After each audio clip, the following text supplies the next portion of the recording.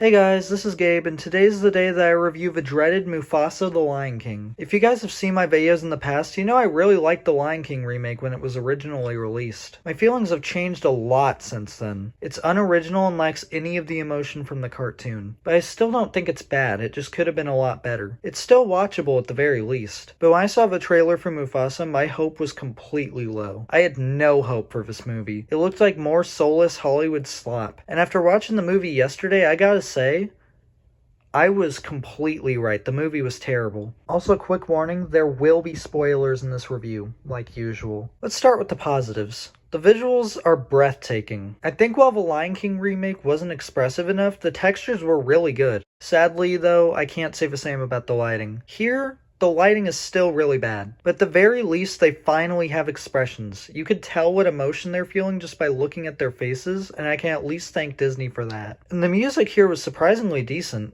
Lin-Manuel Miranda did the music for this movie, and honestly, it made me wish he did Moana 2 instead because he was really missed there, and Moana 2 was also just a better movie in every way. Now, onto the negatives. Gosh, where do I even begin? Let's start with the story. The movie follows Mufasa and Scar as they search for this mystical place called Malele.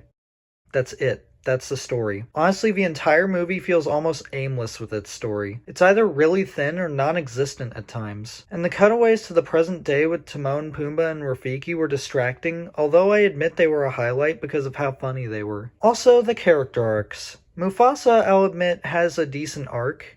At first. I liked how he slowly became this fearless leader throughout the movie, but him becoming king at the end felt forced and out of nowhere. There was way too little build up for it to be believable. And Scar's arc was just stupid. The movie reveals that the reason Scar betrayed Mufasa in the future is because he was jealous that Sarabi was in love with Mufasa. That is not a good enough reason for him to want to kill his brother. And at the end of the movie, he saves Mufasa, so him at the end of the movie doesn't even feel like the same character from The Lion King. It also just doesn't feel believable that this absolute crybaby wimp would be the guy to end up killing Mufasa. Like, come on. Also, the villains are so boring that I can't even put it into words. Like, I legitimately don't remember their names or any of what they did. I had to Google the plot just to remember they existed. Their presence is felt, but that's all I'll give them. They aren't menacing, they aren't compelling, and they aren't worthy of being Lion King villains. Also, the references. You guys know I'm a nostalgia sucker, but here the references just felt forced and cheap. They call back to how Scar killed Mufasa by having him try to pull Kid Mufasa up out of the river the same way as paws are over